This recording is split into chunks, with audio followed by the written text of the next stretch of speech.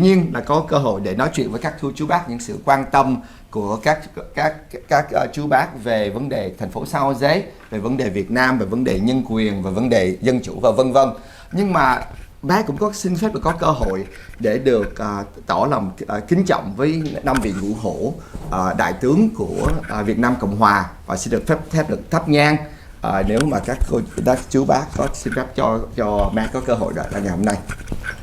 I thank everyone for welcoming us here, and I also want to ask for the opportunity for you to pay your respect to the 5 former generals who sacrificed their life, have given their life for the cause of the former Republic of the Vietnam. Chúng tôi cũng muốn là ông muốn nói một vài lời gì trước khi ông đến thắp. Yes.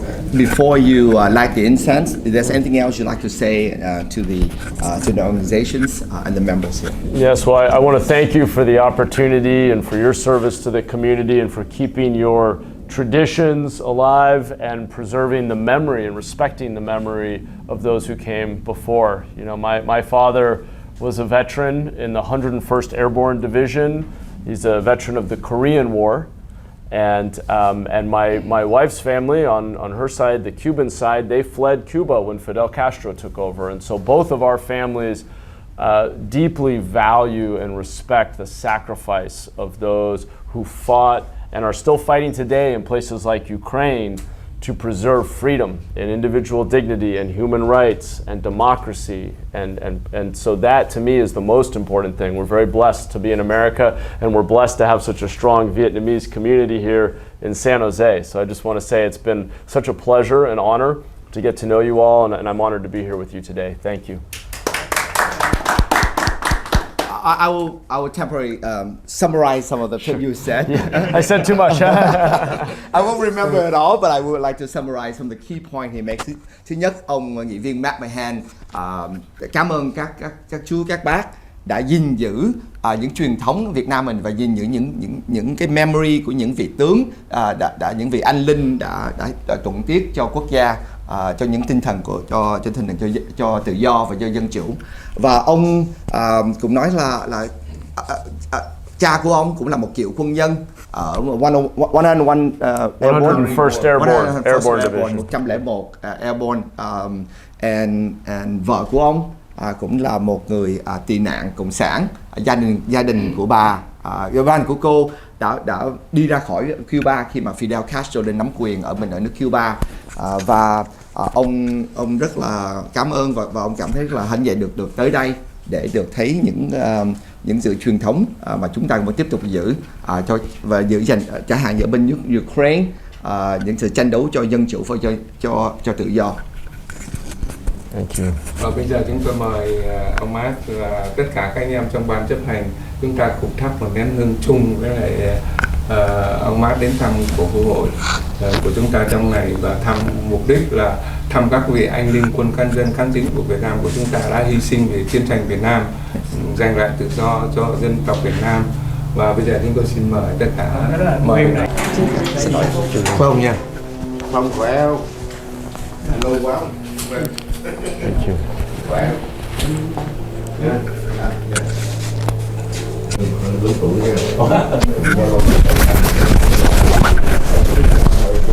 Muốn đi cái cánh tay cái cổ với điểm vào không đi đâu có đầu đâu gì rồi. Chị là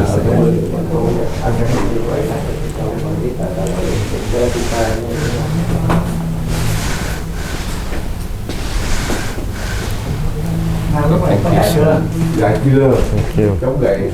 Đây là cái chỗ đầu tiên đi ra bên ngoài cộng đồng. Đây là Khu Hội, là cái chỗ đầu tiên là 4 năm nay là dạ 4 năm nay chỉ là văn phòng anh linh mục quân nhân can chính Việt Nam Cộng Hòa. Đây là these are hy sinh thuận tiện the former generals and all those former presidents who have given his life for the cause of freedom and freedom to Vietnam. Incredible bravery. It's amazing. This is a beautiful shrine here. Who is is that a Catholic cardinal? Yes, that's the cardinal. That's right. Wow. Đây cũng có tất cả những người mà đại tá của Hoa Kỳ, có vợ là người Việt Nam. There's also colonel of the United States military. His wife was Vietnamese, and he also sacrificed his life. Is that Paul King there, or the one next to him? Yes. Yeah. Wow. The one next to him. Thứ nhất, một lần nữa thì nghị viên Mohan cùng với cá nhân của Brian cũng rất là xin phép được cảm ơn. Đây là một cái vinh dự rất lớn để được tới đây mà thắp là một nén hương cho những vị anh linh của tổ quốc của chúng ta. Của ông hả? Thì Của ông hả? không. Một trong những thứ mà nghị viên Mohan muốn làm đó là có những sự cam kết với cộng đồng Việt Nam. Trong những việc làm mà Brian cùng với Matt đó là viết những sự cam kết này xuống và xin phép được lắng nghe từ các anh, các chú, các bác những việc Matt cần phải làm đối với cộng đồng Việt Nam, sự quan tâm hàng đầu của các chú, các bác và các anh ngày hôm nay. I express our gratitude for the opportunity to express our respect for those who have sacrificed their life for the cause of freedom and democracy. But I also want to express that you are looking to pledge your commitment to the Vietnamese American community, and we're here to listen to these gentlemen who have obviously done a great deal of work to maintain the memories of those who have sacrificed their life, and we want to have a greater, deeper conversations about what we can do to support the Vietnamese American community and the organization that we are with the gentlemen in mind. Cháu xin phép nhờ chú Mai Quyên giúp cho bên cháu cái buổi câu chuyện ngày hôm nay. Cháu sẽ bắt đầu với ông Mohan sẽ giới thiệu cá nhân của ông, tại sao ông ra tranh cử, rồi sau đó thì mình có thể nói bàn về những sự chi tiết hơn về những điều mà các chú các bác cảm thấy là rất là quan trọng đối với cộng đồng Việt Nam, đối với khu hội và những người cựu quân nhân. So we'll start the conversations. We'll talk about you, and I will summarize what you say about why you're running, a little bit about your background, Okay. and then we'll get into what's important to the Vietnamese community. Okay. All right. Well, thank you all again for having me. It's a great honor to be here with you this morning. You know, I love San Jose, and I know you all do as well. San Jose, for me, thank you, has been a city full of opportunity. I grew up, Mr. Nam Nguyen knows this very well, we've spoken about it. I grew up down in Watsonville, a little farming town in a working class family, and came to San Jose as a work-study scholarship student. That was my big break in life, was getting to go to Bellarmine. I came over 4 hours a day by bus and came here to get a great education. And ever since then, San Jose has given me so much. Great education, great friends, my first job after college. I ran 2 businesses here in Silicon Valley in the technology industry. My wife and I bought our first home here and are raising our 2 children here. We are very invested in the future of our city. And to me, the most important thing is that San Jose is a city full of opportunity for everyone, just like it was for me. For every community here, we need to make sure everyone is thriving. And to do that, we have to solve the big problems we face today. High cost of housing, homelessness, crime, struggling small businesses, and just the blight, the trash, the look and feel of the city. We have not been heading in the right direction now for many years. And we need to get organized and focus and be accountable for changing direction on some of these issues. And I look forward to speaking more, if you're interested, about how we can address housing costs and homelessness and trash and crime, because those are the big issues that are holding our community back. So I'd love to hear your questions and go into more detail. Ông nghị viên Mohan nói ông là một người may mắn. Ông hồi trước gia đình của ông là một gia đình cũng không được khá giả lắm, nhưng mà ở thành phố Watsonville, mẹ của ông là một cô giáo và bố của ông cũng như hồi nãy ông có nói là một cựu quân nhân. Nhưng ông có sự may mắn là ông cái trường Bellarmine, một trường công giáo ở thành phố San Jose, đã nhận cho ông được đi học ở đây với cái điều kiện là ông phải làm tất cả mọi ngày hè ông phải lấy xe bus từ thành phố Watsonville 4 tiếng đồng hồ tới Bellarmine để ông làm vườn, làm vặt ở đó. thì nếu ông làm nó trong một mùa hè thì họ không bắt ông phải trả tiền học phí.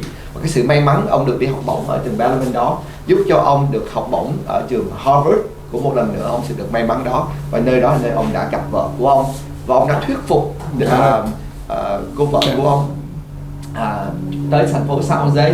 Thành phố San Jose là nơi ông đã đầu tư rất nhiều. Đó là nơi mà hai vợ chồng ông đã mua căn nhà đầu tiên. Ông đã mở 2 công ty ở đây.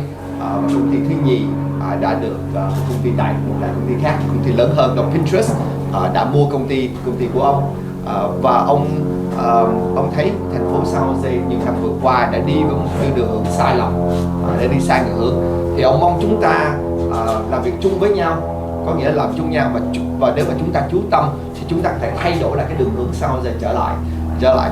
Ở đây lý do ông ra tranh cử có 5 lý do ông cái những thứ cái đường hướng sai lầm thành phố San Jose ông muốn thay đổi. Đó, thứ nhất là vấn đề cái tiền nhà càng ngày nó càng tăng lên, nó tốn kém càng lên, cái lạm phát càng ngày nó càng tăng lên và tiền nhà nó rất là vọt lên. Cái vấn đề thứ nhì là vấn đề vô gia cư, càng ngày cái số người mà vô gia cư thành phố San Jose nó càng tăng lên. Tuy rằng là thành phố quận hạt vân vân cứ tiếp tục tăng thuế chúng ta lên, một trong những cái dự luật đã đưa ra là tốn gần 1 tỷ Mỹ Kim, nhưng mà sau khi dự luật đưa ra cái số nhà họ xây cất thì chúng ta càng ngày càng có thêm nhiều người vô gia cư nữa. Ông cũng quan tâm về vấn đề là tội phạm thành phố San Jose càng ngày nó càng vẫn tăng lên trong khi thuế chúng ta tiếp tục trả. Và ông cũng lo lắng và càng ngày là những tiểu thương mại họ rất là khó khăn, họ rất là những tiểu thương mại trong cộng đồng Việt Nam chật vật trong mùa dịch Covid. Và cái cuối cùng là thành phố San Jose cái rác rưới nó dơ bẩn khắp nơi và chúng ta cần phải sự thay đổi đó để làm cho thành phố sạch sẽ lại.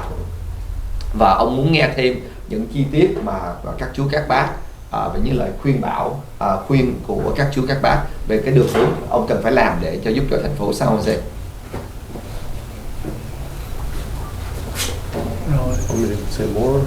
I think chú Mai khuyên nếu chú có những câu hỏi hoặc là không có thì cháu với Matt sẽ nói thêm nữa. Thì trong vấn đề thành phố San Jose hiện tại bây giờ thật sự chúng tôi cần nhất là vấn đề an ninh. Thứ hai, giải quyết vấn đề homeless. Yes. Không có cho nó lang thang hoặc là những cái cầu cống như thế này. Với thứ hai, rác rưới, cho vệ sinh cho thành phố được tươi đẹp.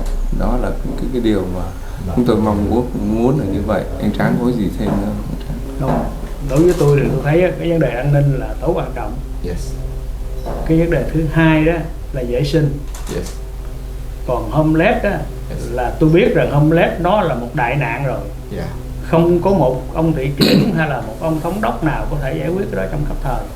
Yeah. Tôi chỉ muốn rằng chỉ cần ông honestly với tụi tôi thôi, đúng không?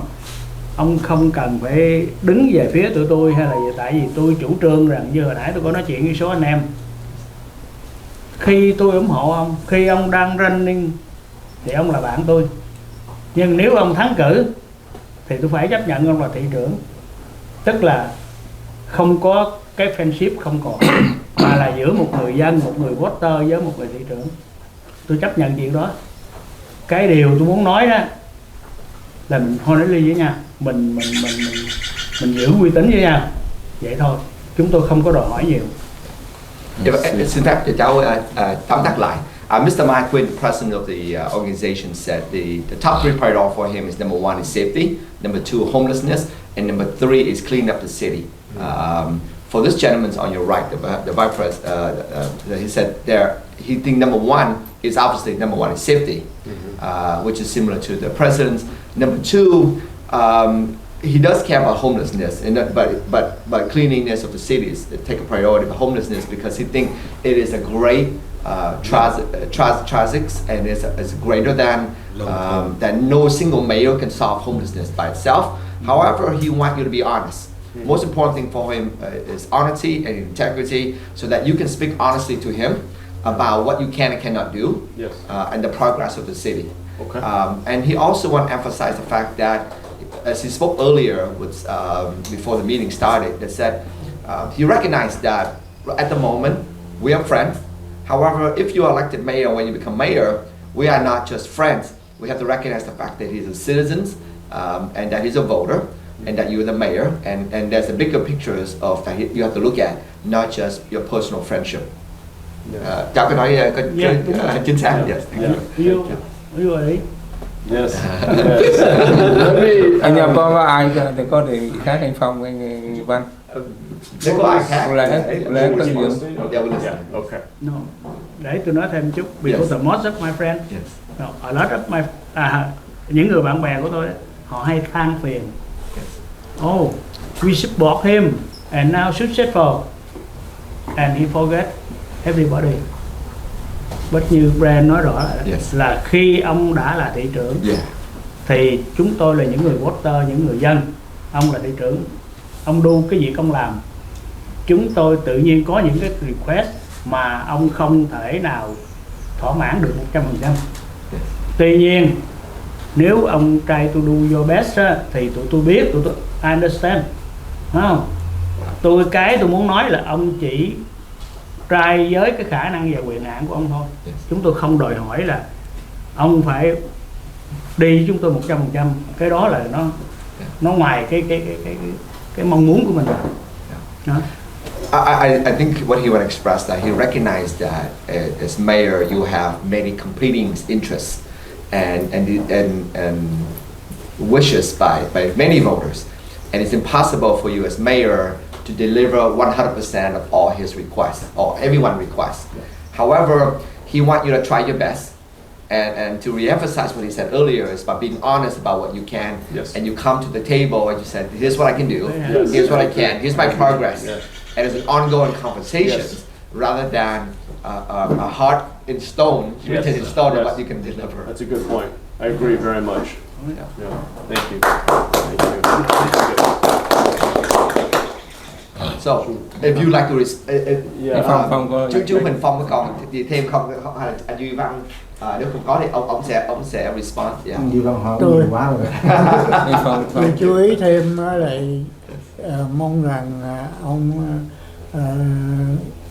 ông thị trưởng sẽ giúp cho giới trẻ, đặc biệt là những thanh thiếu niên nhỏ tuổi còn đang đi học ở trường đó, có một cái nền giáo dục tốt. Tức là phải là yêu nước Mỹ, phải là tôn trọng tiền nhân đã xây dựng nước Mỹ, đã có những cái thành quả tốt đẹp cho nước Mỹ, và tôn trọng những cái điều đó để giúp cho con em mình đi học ở trong trường là phải yêu nước. For Mr. Huỳnh Phong, the Vice President, his expressions is that as mayor, although he recognized education is not the priority only of the mayor, but he does want the mayor, as elected, is that you put emphasis to support youth who are currently in school today, as education transform their life, and also to respect the cultures and traditions and sacrifice those who have to make the city and the country better prior to that. Thank you. That makes sense to me. Thank you. And I'll look forward to responding when it makes sense. Nếu mà có một cái điều đi ra ngoài thế này, nhân năm nay là tôi gặp ông lần thứ 2, lần thứ 3 rồi, thì có một cái điều như này: nếu trong tương lai ông đắc cử thị trưởng hoặc ông không đắc cử thị trưởng, nhưng với cái tình mà thân hữu, với cái tình mà quen biết, support đó, thì ông cũng cố gắng tìm cách nào giúp cho khu hội chúng tôi bằng một cách, như chẳng hạn như là chúng tôi xin phân ở city, ông cũng có nằm ở trong city, ông sẽ giúp chúng tôi trong cái điều đó, để chúng tôi không cần nhiều phân nhiều, chúng tôi cần một số ít thôi để chúng tôi điều hành cái sinh hoạt của chúng tôi. Cái thứ hai, nếu ông city mà có điều kiện tốt hoặc có cái địa điểm nào cho chúng tôi thuê một cái giá rẻ là danh dự 1 đồng 1 tháng, thì ông cũng cố gắng để giúp chúng tôi có cái điều kiện đó. Cái đó là hai cái mà chúng tôi cái không phải là bắt buộc, nhưng mà cái đó là mong muốn, là ước muốn là như vậy là thôi. Cái là help rồi để giúp đỡ trong cái đó. Cảm ơn chị.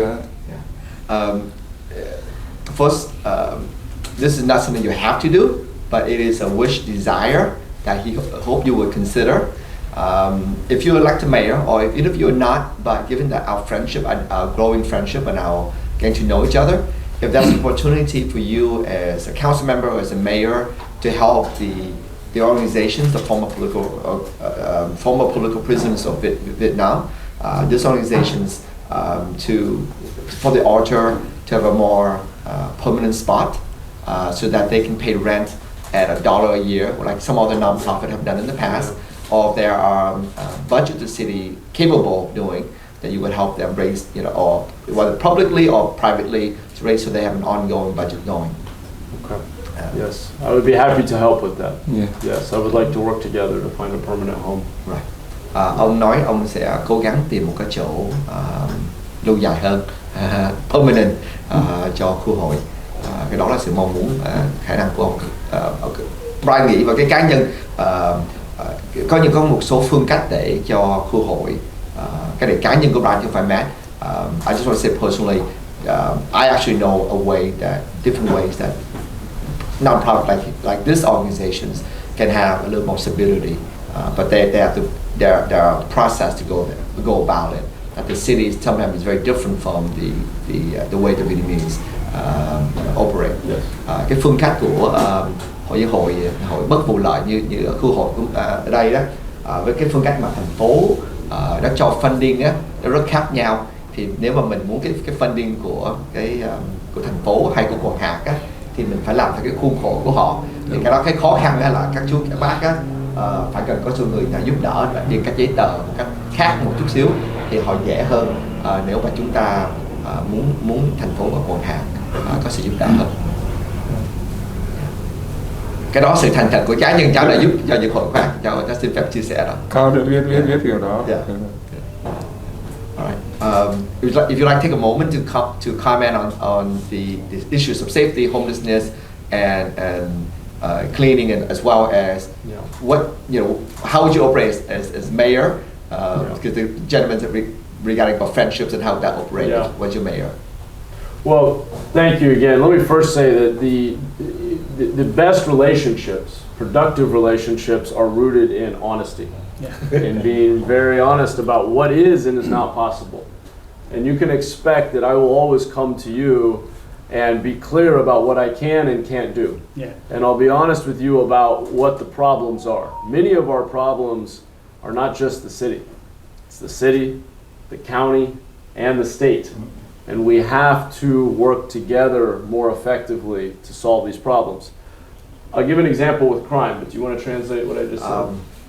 Thứ nhất, tất cả mọi sự liên hệ nó bắt đầu từ sự thành thật với nhau, sự thành tâm, sự thành thật với nhau. Và ông muốn là luôn luôn ông tới với cộng đồng Việt Nam với sự nói là ông có thể làm được, cái gì ông không làm được.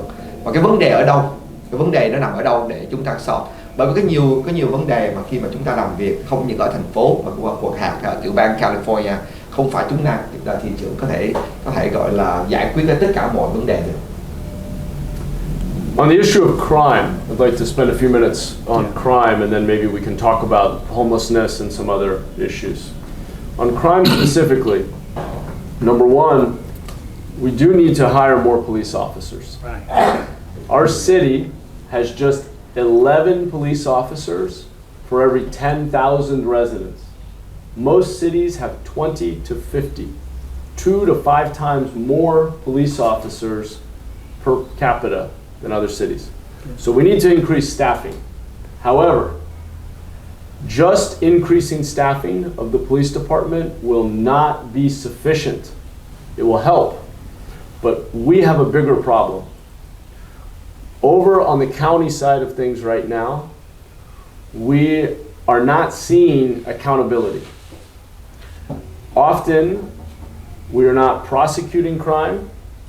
There's no bail. There's a no bail system now. People are released back into the community immediately. And sometimes that's reasonable, but many times it's not. Right. What we're seeing right now, and this is not the city, we need the county to step up. Right now, the county's policy is to release almost everyone. And we're currently seeing 50%, half of the people who are released are violating the terms of their release within 6 months by either reoffending, committing another crime, or failing to appear for their day in court, Yeah. not showing up.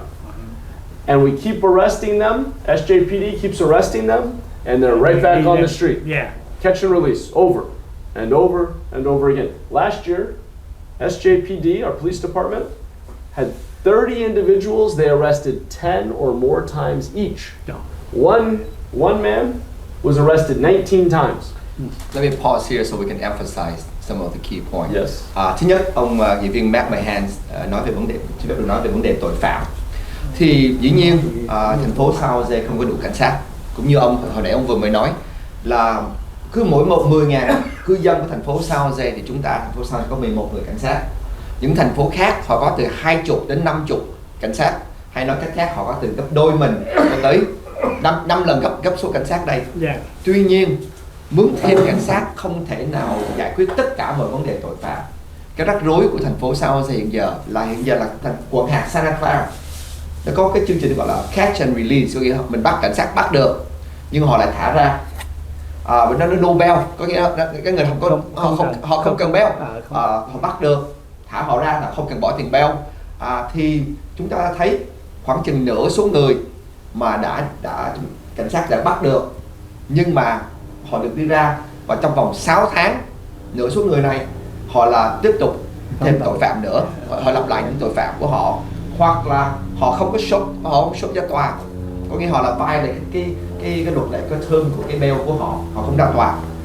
Và thành phố San Jose ông đưa thí dụ là năm ngoái có 30 người mà cảnh sát bắt được 10 lần, bắt được thả ra rồi bắt lại được nữa. Có một người bị bắt 19 lần trong năm ngoái. They are even reclassifying crimes that people are being arrested for as just a mere citation, so that there's no follow-up, there's no prosecution, they're not pressing charges, there's no day in trial.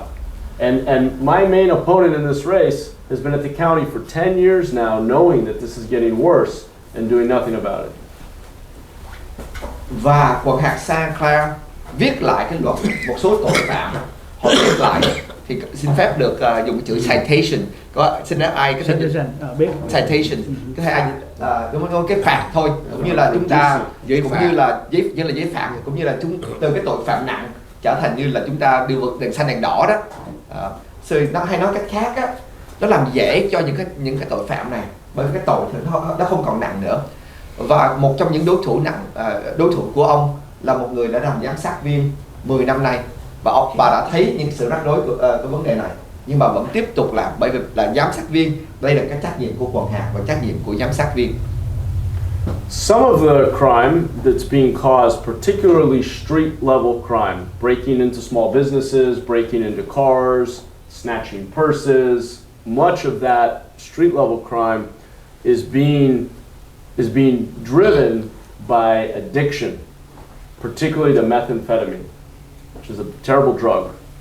There's no replacement for it. There's no way to get people off of it. It's a very serious drug, and we have this revolving door. My solution is that even if the city has to do this alone, because we can't wait for the county anymore, we need a secure drug treatment facility so that a judge can mandate that somebody go get drug treatment for 30, 60, or 90 days, so that they are no longer just put right back into the community. Những cái sự trộm cướp, ăn cắp vặt, vân vân, những sự như là giật ví, cướp nhà, cướp ở những cái tiểu thương mại, những cái business, những cái thương mại, thương mại là bắt đầu từ sự nghiện ngập của xì ke ma túy và cái drug mà ông vừa mới nói là gọi amphetamine. Và ông muốn là nếu mà quận hạt không chịu làm cái việc của họ, đây là trách nhiệm của quận hạt, nó gọi là Health Human Service của quận hạt Santa Clara, nhưng nếu không làm thì thành phố phải tự làm. Chúng ta phải có một nơi mà quan tòa có thể gửi những người bị nghiện ngập xì ke ma túy nặng này và amphetamine, thì chúng ta phải gửi họ tới để họ tìm cách để cai nghiện từ 30 ngày, 60 ngày hay là 90 ngày. So just to summarize on crime, right now our county's approach is to try to reduce the jail population as much as possible. That's their primary goal. Right now, our jail has half as many people as it did 3 years ago, but we are spending more than ever before to run a half-empty jail. We are releasing even serious criminals right back into the community. And when they don't show up for their day in court, there's very little accountability. As mayor, I will fight to make sure this stops. It's not a lot of people, but it's a small number of repeat offenders committing a lot of crime.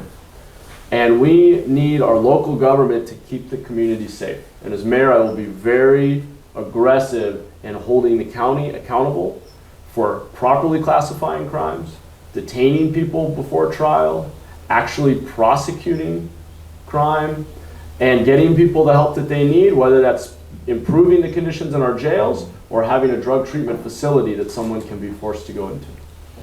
Ông bắt đầu nói là cái con hạt Sadak là cái mục tiêu quan trọng nhất của họ là hạ cái số người đang ở tù xuống, và cái số người đang ở những cái tù hiện giờ là bằng nửa cái số người ở 3 năm trước. Những cái tội nhân xuống, những cái tội phạm ở tù chỉ còn xuống một nửa thôi, nhưng cái tốn kém thì nó lại tăng lên.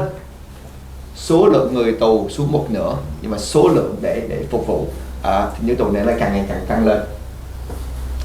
Cái vấn đề ở đây là ông muốn là khi ông làm thị trưởng, chúng ta phải thứ nhất là bắt giữ những cái tội nhân này, họ làm những chuyện ví dụ ba này tội phạm thì mình phải bắt họ lại, mình phải prosecute họ, và nếu họ có những bệnh nghiện ngập, xì ke, ma túy, amphetamine vân vân thì chúng ta phải giúp cho họ cai nghiện. Nhưng mà cái quan trọng nhất là cái trách nhiệm của thành phố, của người thị trưởng là phải bảo vệ người cư dân, sự an toàn cho những người cư dân và cho thành phố. Talking about homelessness a little? Yes, please. Yes. Nếu các chú không hỏi thì cháu thêm vấn đề này, cháu xin phép được ngắn thôi. Thôi bây giờ đó là trước hết là thầy cho mặt là cảm ơn ông Mas đã tới thăm Khu Hội ngày hôm nay, bởi vì thời gian tiếp tục sẽ họp lại, đang họp tiếp thì cái thời gian dành cho ông tới đây cứ dành cho ông thêm mấy phút đi. Nếu có thể là cho ông là 10 phút nữa đi. Give you 10 more minutes.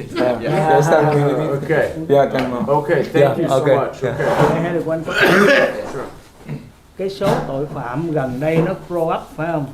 Yes. Có phải cái đó là tôi nghĩ, tôi không buộc ông phải nghĩ, nhưng mà tôi nghĩ là do cái sự spoil dịch sao? Tiếng Việt Nam chưa nói sao? Spoil Chưa nói tiếng Việt Nam. lơ là cái gì? Lơ là hay là lack of focus Yeah. by the đối với những người tội phạm, cho nên nó grow up. Yes.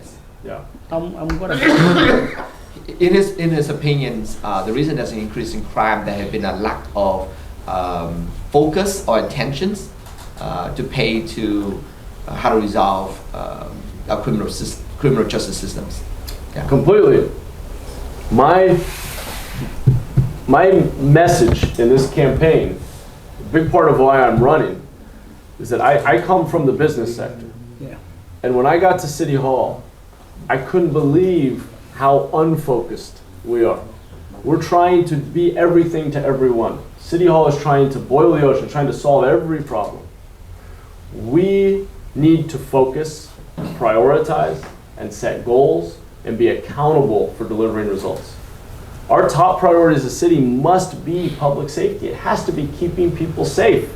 That's our top priority, but we don't act like it. We haven't funded our police force. We're not focused on this issue. If you watch our city council meetings, every week we meet 10 hours. We don't talk about crime very much in those meetings because we're all over the place. I'm running this campaign to send a message to City Hall that we need to focus. Crime, homelessness, trash, high cost of living, supporting small businesses. We need to focus on the big, most important things and set goals. And I believe that we as elected officials should not get a pay raise unless we achieve our goals. Ông ra tranh cử thị trưởng kỳ này với cái mong muốn là sự thay đổi của thành phố San Jose, là thành phố San Jose phải chú tâm, và cái chú tâm quan trọng nhất là phải sự an ninh, sự an toàn của cư dân của thành phố. Và nếu tuy rằng là vấn đề này vấn đề quan trọng nhất, nhưng mà nếu mà các chú các bác quý vị lên coi cái city council meeting á, họ mỗi một tuần lễ họ gặp nhau nói chuyện 10 tiếng đồng hồ, nhưng mà hầu như ít khi nào nói chuyện về vấn đề tội phạm. Họ ít khi nói chuyện về vấn đề an ninh của thành phố. Và ông muốn thành phố chú tâm về những cái việc quan trọng nhất và cần phải làm những cái việc mà quan trọng nhất và phân chia prioritize. Và ông cũng có nói những cái chương trình trước là ông muốn dùng những cái data driven, bởi ông là từ một người thương gia, nên ông muốn dùng những cái dữ liệu để quyết định thành phố dùng tiền như thế nào để vấn đề để mang sự an ninh an toàn lại cho thành phố. You got the pay for performance. Oh yes. We shouldn't get a raise unless we hit our goals. Cũng như các chú các bác biết, quý vị biết là hiện giờ còn hạt ở Santa Clara với người thuế, dù là họ có làm việc hay không làm việc, tiền thuế các chú các bác vẫn tiếp tục phải trả dù họ có làm được hay không. Thì cái quan điểm của ông là những vị dân cử, những vị lãnh đạo của thành phố là không được tăng lương trừ khi nào họ làm được đúng việc mà những gì họ hứa với thành phố, và những gì những hứa với thành phố và những mục tiêu, những cái gọi là những cái goal á, họ phải để lên trên website để xong rồi hàng năm họ coi cái goal đó thành phố đã làm được việc đó chưa. Nếu mà chưa làm được việc thì những vị dân cử này và những vị lãnh đạo khác của thành phố không được tăng lương lên. Hello, Mark. What kind of relationship you want to be with the Vietnamese community right here? Yeah. I want to have a very close working relationship based on mutual trust and a lot of communication. My goal, my commitment is to come out to the Vietnamese community once a month and sit down to talk about issues, to hear your feedback, to hear your questions, to share what we're doing, and to be accountable to you for delivering results on the big issues: safety, homelessness, trash, housing. Ông muốn hàng tháng cái sự liên hệ của ông với cộng đồng Việt Nam, hàng tháng ông tới gặp cộng đồng Việt Nam, tức là báo chí Việt Nam, để trả lời và để nói về những việc that thành phố đang làm, về những vấn đề quan tâm, về vấn đề vô gia cư, vấn đề cộng đồng Việt Nam. What do you think is the Vietnamese community? There are many different groups. Yeah. Many groups. So not unique yet. We are not unique yet. I listen a lot from us. I will do this, I will do that, but nothing. Yeah. I live here almost 42 years in San Jose. From the Mac and Reed, Susan Hammer, until today. Who's elect the mayor? Oh, I will do that for you, I will do that for them. Either in front of you, you are at the council right now. You look on the rubber, in the Vietnam, they call Vietnamese garden. For how long they not finished yet for city? Where's the funding? Yeah. Right? I know you, man. I know you too much. Yeah. But I don't want to hear, oh, I will do that, I will do that. Yeah. Action. That's right. Please. Yeah. Well, that's why I'm actually running, because I'm not going to promise you things that I can't do. I know. I'm running. I've been on the council 1 year. With my recommendation, yes, you just said once a month we'll go to meet with the Vietnamese group, either that group or this group or the other group, whatever. But we have a lot of questions. Look like in the church, he's the mayor on 8 years, but I knock the door every time he opened. What you do, what you need, and he solved problem immediately. Yeah. The new the mayor Shirley Caro, Not accessible. not busy. Oh, I'm busy. I'm busy. Yeah. Right. Well, that's why I am pledging to come to the community to create a forum every month, open to all members of the community, of the press, so that you can directly ask me, and I will tell you if I can do it or not. I'm not promising that I can completely rebuild or build up the Heritage Garden as you want. I will work with you on it. I will help you raise money. I will do everything I can. What I can commit to is pursuing better policies on crime, homelessness, cleaning up the city, building housing where we want it, and protecting our small businesses. Those are the big things I can do. Xin phép được tóm tắt lời của ông nghị viên Mohan. Ông không nói là ông sẽ hứa chúng ta sẽ có ngày mai chúng ta sẽ có một cái công viên văn hóa lớn hơn theo gợi ý của chúng ta. Cái điều mà ông hứa là ông sẽ làm việc với chúng ta, với những sự nguyện vọng của cộng đồng chúng ta, kể cả vấn đề công viên văn hóa Và nếu mà ông có thể ông cũng đồng ý là giúp gây quỹ cho công viên văn hóa, nhưng ông không nói và ông không dám hứa những gì mà ông không thể nào control được hết được, ông không thể làm được hết được. Nhưng mà cái điều mà ông hứa ông sẽ làm được và trong cái khả năng của ông được là làm việc, có đưa ra những chính sách mà nó đúng về vấn đề vô gia cư, về vấn đề an ninh an toàn, về vấn đề làm sạch sẽ thành phố và giúp cho những tiểu thương và vân vân. Đây là những điều mà ông cam kết, và ông có cam kết là ông sẽ tới gặp cộng đồng Việt Nam. Khi ông nói cộng đồng Việt Nam, ông không nói nhóm A, nhóm B, mà ông mở cái cửa cho tất cả những hội đoàn. So what I expressed is that you will meet the Vietnamese community, not one particular group, but to open for the forum for the Vietnamese community and the member of the media to ask you the toughest questions. Yeah. And if I may, I think you said this on the media, so I want to reiterate here. You will take the toughest questions. You will take the critic. You will take the criticisms, and you will not run. That is the difference between Matt and his opponent. Những người khác khi họ thấy chỉ trích hay những lời nói mà chúng ta không có vẻ là ủng hộ họ không trả lại nữa. Matt saying you'll be here, you là khen hay chế, Matt will be there hàng tháng. Whether you get compliment or you get criticized, you will be in the room. Exactly. And listen, the truth is, every other candidate in this race is going to promise you a lot of things that they can't deliver. So pay attention to that. What I'm offering is an open forum, communication, the ability to ask me directly the tough questions and to ask for the things you need. And I am going to take us in a different direction to reduce crime, to reduce homelessness, and to clean up the city. Those are my big priorities. Beyond that, I'm not making a lot of other promises because I don't want to disappoint you. Do we have a debate this time? Debates? We've had many. Yes, we can have more, but we've had about 25 debates. 25 debates so far. Yeah. So, does that make sense? Yeah. Let me translate that because it make perfect sense. Sure. So thứ nhất, ông không có hứa, không muốn trở thành cái người hứa lèo, và những cái đối thủ của ông có thể tới hứa, mà quý vị là những người thông minh có thể hiểu được cái lời nào là hứa đúng, là hứa nào là hứa, họ không có khả năng. Thì nhưng mà cái điều mà ông hứa, cái sự cam kết của ông là ông sẽ chú tâm về những vấn đề mà quan trọng nhất của thành phố, vấn đề an toàn an ninh, vấn đề giải quyết vấn đề vô gia cư, làm sạch sẽ thành phố. Ba cái điều này là ông chú tâm, nhưng mà ông cũng có hứa đến với cộng đồng Việt Nam và hàng tháng ông tới gặp, và quý vị cứ việc hỏi thẳng và cứ việc hỏi những câu hỏi hóc búa nhất, và ông chấp nhận cái lời khen lời chê, và ông sẽ nói những sự khó khăn ở cái vấn đề, những vấn đề mà đang làm, những vấn đề khác ông sẽ cố gắng ông giúp. Nhưng mà cái ba vấn đề chính của người thị trưởng là vấn đề là an ninh an toàn, giải quyết vấn đề giải quyết vấn đề vô gia cư và làm sạch sẽ thành phố. Okay, wait. This is my opinion about this campaign for 2020. The first of all, who run for mayor?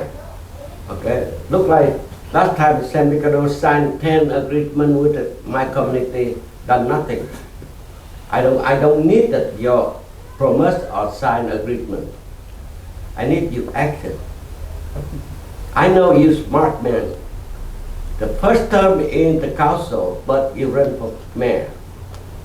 With your experience about entrepreneur, working with your district, but 9 districts are different situation. Right. I take an example. Right in downtown, District 3, 7. Right? That's the 2 districts is very important for the city, the business district. Yep. Right?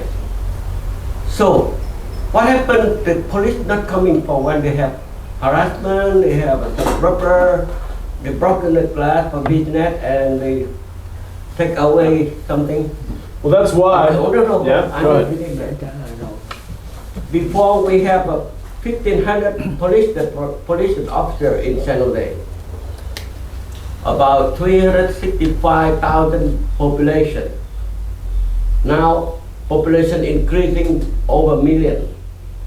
Police officer 900 or 800. So where's budget's gone? Yeah. What we do with that? How you solve the problem? Where does the money go? Okay, where money go? That's what I'm saying. Focus on District 3 and District 7.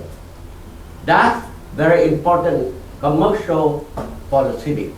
What district do you live in, chú? You live in? Three. Nhưng mà chú ở khu vực nào chú? I live everywhere. Khu vực 7. So the reason I'm running is because I'm as frustrated as you are.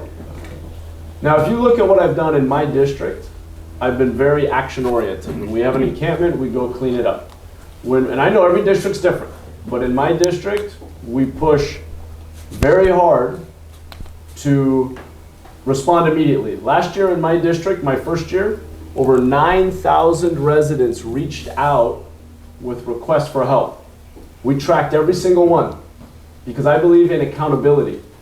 The reason I'm running is because I want to make City Hall accountable for solving the problems. I don't think we should get more pay if we don't solve problems. I think you should be able to see how we're performing. It should be transparent. You should see the crime rate, how much trash is there, the conditions of the roads and the parks should be fully transparent so that you can hold us accountable. Right now, you're right. There's not enough accountability and there's not enough focus in city government. That's my campaign message, is that we need to focus on fewer things, the most important things, and we must be action-oriented and be accountable for results. And the only way to get accountability in politics is through elections and by tying our pay to results. That's the way to do it. I mean, I made a lot more money in the private sector. The only reason I'm doing this is to try to change government to make it accountable, just as you described. You could be my campaign manager. We have the same, we're on the same page. Yes. I have the exact same frustration. In your district 10, Yes. it's no problem like the other district. You'd be surprised. We have a lot of encampments too, but we do take action. Thứ nhất, ông nghị viên Mohan ghi nhận ý của chú là mỗi cái khu vực của thành phố Sao sẽ rất là khác nhau, khu vực 3, 7, 10 vân vân.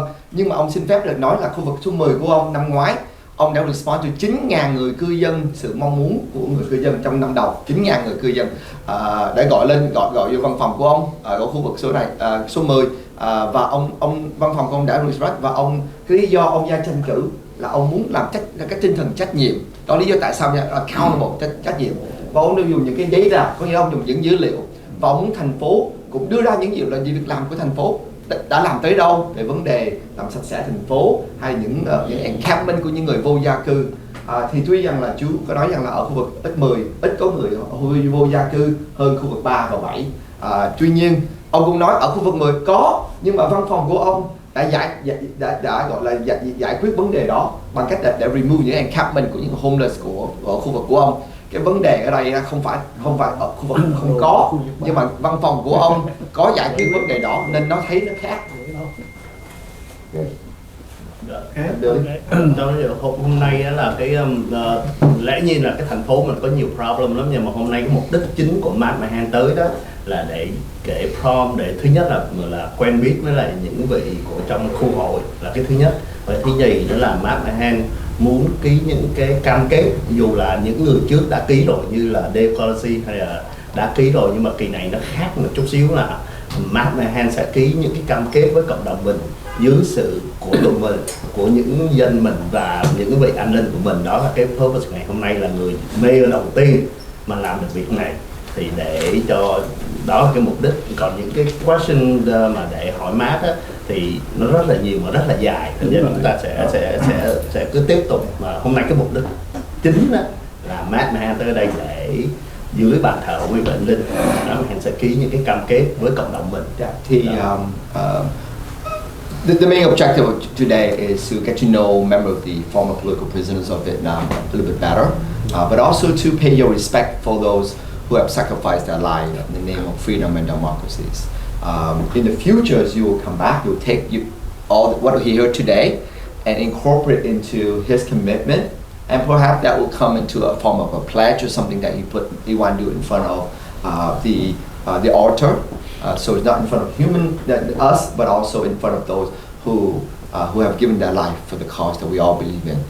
So you like that opportunity in the futures, but we want to recognize, and we have listened, and we will continue to listen, and we'll incorporate your idea into our commitment to the Vietnamese community. Yeah, I want to say thank you for all the feedback. I'm very frustrated right now. about the state of our city. We are not heading in the right direction, right? And so we're going to have to work together if we're going to get our city going in a better direction. So I appreciate the feedback and the tough questions because we have a lot of work to do. Thank you. Okay. I appreciate it. Thank you.